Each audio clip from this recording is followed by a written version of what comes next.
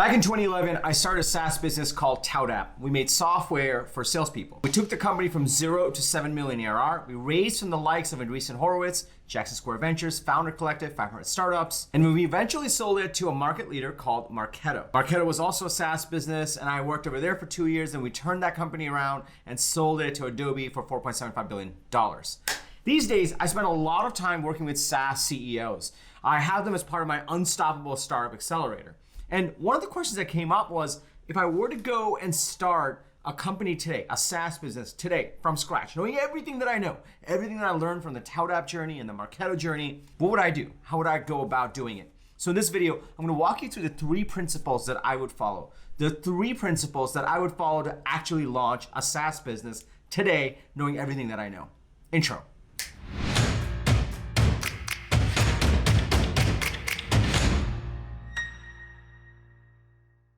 What's up, everybody? Welcome to Unstoppable. I'm TK, author of the book, How to Punch the Sunday Jitters in the Face, entrepreneur, angel investor. I also run the Unstoppable Startup Accelerator.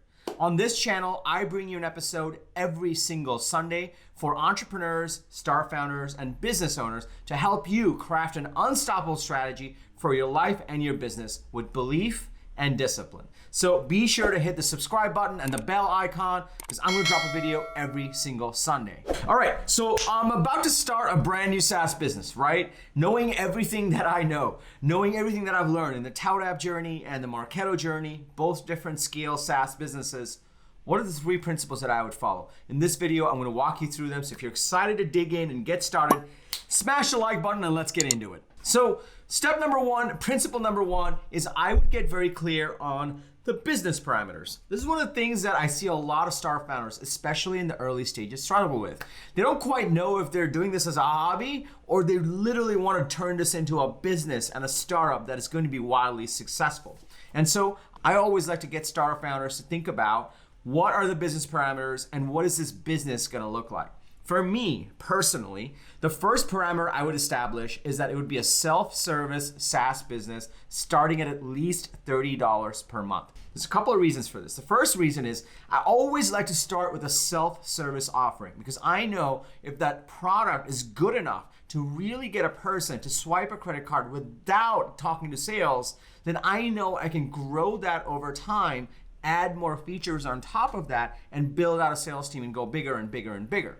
If I know that they're willing to spend $30 per month, they're willing to swipe the credit card, then I know I'm solving an important enough problem. A lot of times, I see a lot of startup founders try to build these really complicated products without having the money to hire salespeople or to get a CSM or to get a sales engineer.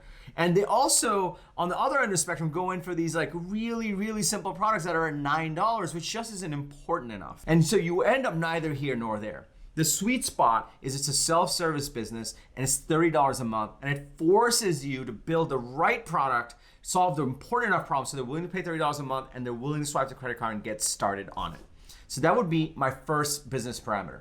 The second business parameter would be that it has to be close to revenue or fame. You either get them paid or you get them made. Get them paid or get them made. Those are the 2 things that matter the most in any SaaS business. So it has to be close to either revenue, where it helps them make more money, or it has to be able to make them popular or make them feel significant, make them feel powerful. In either case, it becomes an important enough need for them. And I have to make sure whatever feature I'm building, whatever SaaS business I'm building, is either gonna get them paid or get them made, close to revenue or fame. The third business parameter I would really hone in on is I gotta enjoy working with these people. Now, granted, I'm not gonna get on sales calls with them in the beginning, but if this SaaS business is going to be successful, it means that I'm going to scale it out. It means that I'm gonna be doing customer dinners. I'm gonna be doing conferences. It means that I'm gonna be on lots of calls with them. This group of people that I choose to serve through my software, through my SaaS business, has to be a group I really respect and really, really love. In the case of Kader, we serve salespeople, and I got really into it. I hosted customer dinners, we had t-shirts that says I close deals, we went to sales conferences. It was a blast, and I loved hanging out with salespeople. The same was the case for Marketo. We served marketers, and I loved marketers. We had our marketing nation, we had 6,000 people come. I used to be on stage for the keynotes. It was amazing. It was seriously awesome people that I respected. And if you're gonna be doing this, and if you're gonna be building a SaaS business, you gotta pick the people that are awesome in your mind, that you actually wanna spend a lot of time with and serve. Because if you can't do that, if you can't stand them, you're not gonna be able to build software for them. You're not gonna be able to get far enough. So principle number one is I would establish the business parameters, self-service business, at least $30 a month, either getting them paid or getting them made, and a group of people that I really respect and I think are friggin' awesome. Once I've established that, speaking of people that I want to serve and having them be awesome, my second principle is I would really get crystal clear on who is the ideal customer and whether it is an urgent problem for them. I talked to a lot of startup founders that say it would be really cool if there was this piece of software that really solved this thing. And I ask, okay, cool, who would use it? And they said, well, people that are in blank. And blank always ends up being a very wide group of people. And even with that wide group of people, it's questionable whether it's an urgent enough problem for them. So it needs to be an ideal customer, a very specific group of people, and it has to be important and urgent enough for them. What's urgent and important? The best definition of urgent and important that I ever got was there's a snowstorm outside. It is crazy, it is bad, but this problem that I have is so important, I'm willing to go and bundle up, I'm gonna go to put on my gloves, risk getting a cold, and I'm gonna go out in that storm and go to the store and go buy it. That's an urgent and important problem.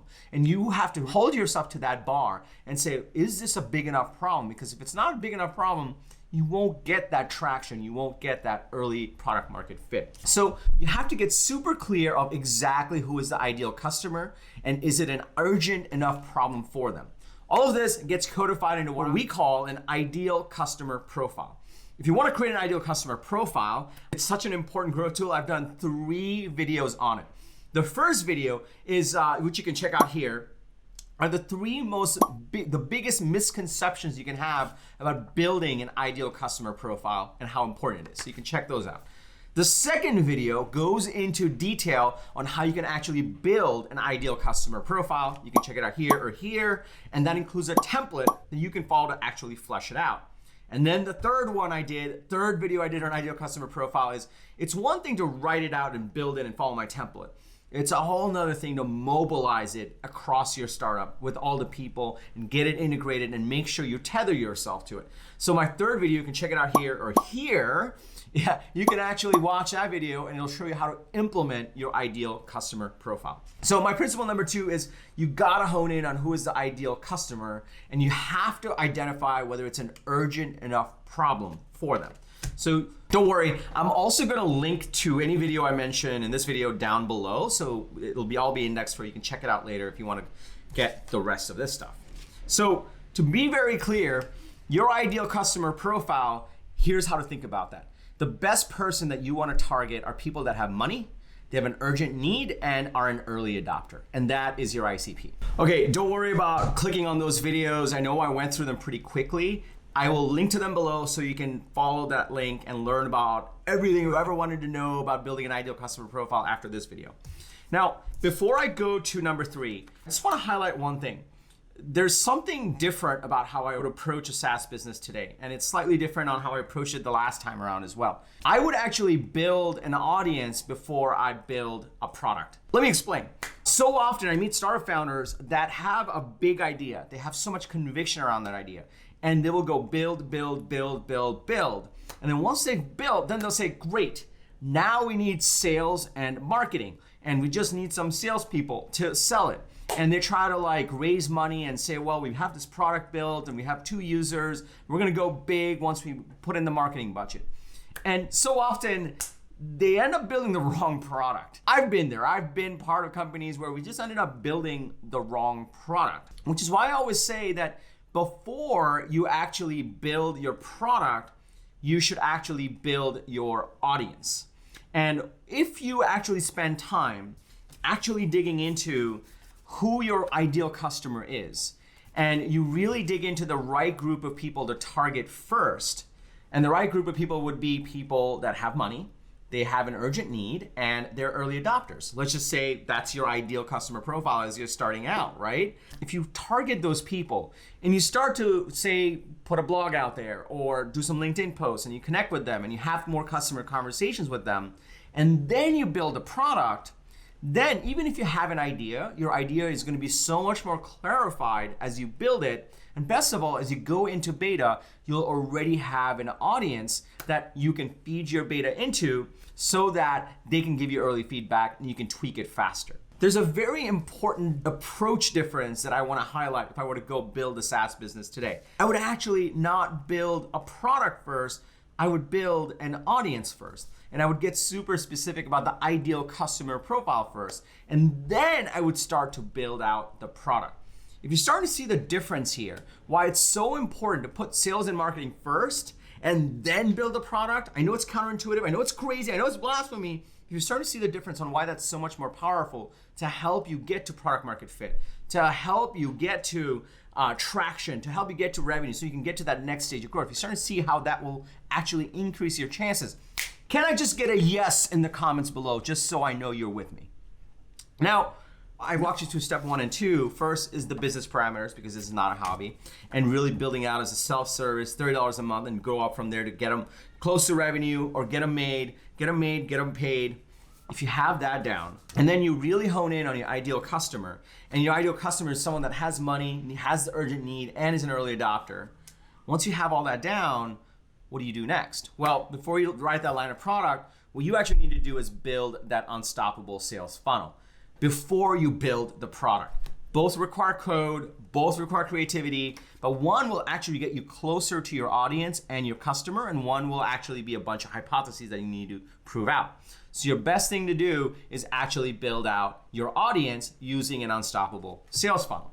What is an unstoppable sales funnel? It's super simple. Basically, it's a web page, it's your manifesto, it's a Broadway show you run every week to engage with the people in your ideal customer profile. And that allows you to have more customer conversations, which will then allow you to vet out your idea and build your product. If you are interested in building an unstoppable sales funnel, I actually did a whole episode around this. So you can check out this video and this video. I think it's over here. I always forget. You can check out this video. It's on how to build a SaaS sales funnel. And it's super simple, and you don't actually need to have a product ready to build out the SaaS funnel. Because the brilliance in this is that sales funnel is not trying to sell them on the product, it's trying to sell them on the problem. Not the product, the problem. And the call to action on that is more conversations with you, which will then help you build the right product. If I were to really summarize this, number 1, get established on your business parameters. Number 2, identify your ideal customer profile. And number 3, build your unstoppable sales funnel and your manifesto, and then use all of that. Use all of that to have the customer conversations and build a really great SaaS product. So there you have it. Those are the 3 things that I would do if I were to start a SaaS business today to increase the likelihood of me getting to product market fit, to getting to traction, to getting to revenues, to getting to the next stage of growth. Now you know what my 3 principles would be, but you might not know how to do some of these things that I mentioned, like building an ideal customer profile, or actually creating an unstoppable sales funnel, or writing your manifesto. Good thing for you and for me, I created an unstoppable startup strategy guide.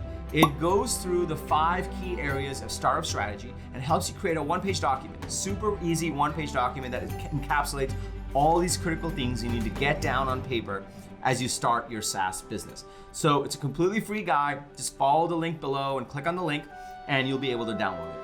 Lastly, if you like this video, please hit the like button. My team and I put in a lot of effort in encapsulating all these complicated things into simple note cards so you can get going faster in building your SaaS business and building a startup and actually becoming a successful startup founder. So hit the like button. It would mean the world to me and my team. If you're part of a Slack group, a WhatsApp group, or a mailing list with other startup founders, please share this video with them also if you found value in it.